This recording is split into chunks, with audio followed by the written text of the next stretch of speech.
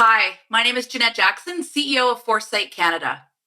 We are thrilled to see NATO accept Canada's offer to host a Climate Change and Security Centre of Excellence, and to see Canada take a leading role in establishment of this organization.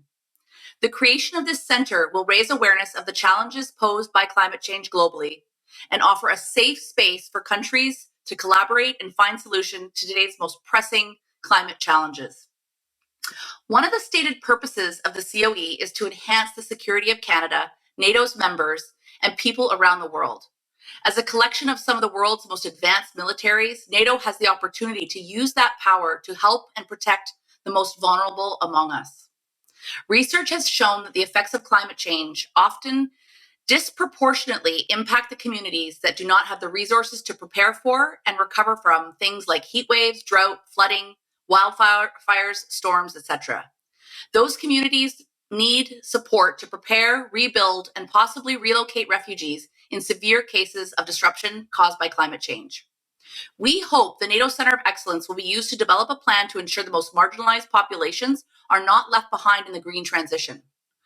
As countries draft policies and develop technologies to establish climate resiliency, like storm-proof infrastructure, we should all do what we can to ensure that those that do not have access to those resources are not left to bear the brunt of climate change effects alone.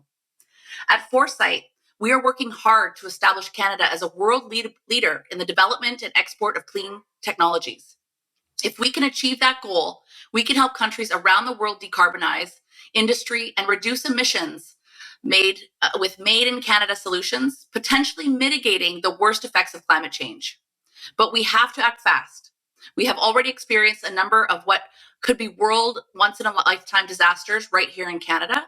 The effects of climate change are growing more severe every year, and we need to take action.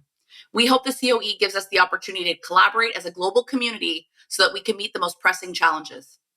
Finally, one consideration that we believe needs a lot of reflection is on how many barriers to sharing IP should be implemented given the unimaginable impacts of climate change. If we do not have open source to technologies, whether it's reclamation, nature-based solutions, how will that impact the long-term global health, migration, prevention and adaptation, water, food security, and more globally? We need to protect our IP, and we also need to ensure that everyone has access to the tools, technologies, and solutions they need to manage this global crisis. Thank you.